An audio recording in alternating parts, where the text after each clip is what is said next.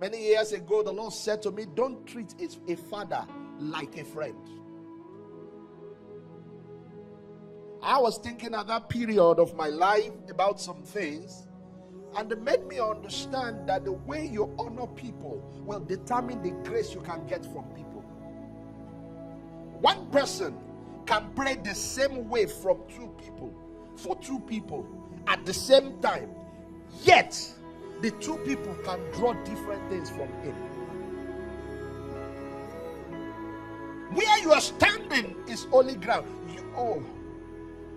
You are about to access what you have not seen before. I'm about to speak to you and give you a new assignment. Remove everything that can disconnect you. And did you know he didn't say it's a special ground? He said it's a holy ground. See, every true revelation of God comes with holiness, because that is his nature. Holiness isn't a brand of a church.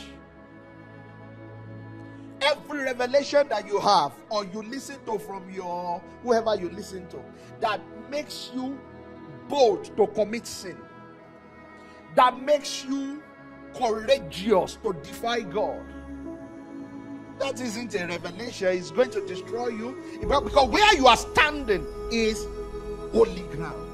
What is his name? The Holy God. Who is his son? Thy holy child Jesus. Who is the Spirit? The Holy Spirit. What is his word? The Holy Bible. What is his abode? The holy heavens. What are you talking about? I said, where the church I attend, we are not so much into holiness. So what are you into? You are into unholiness.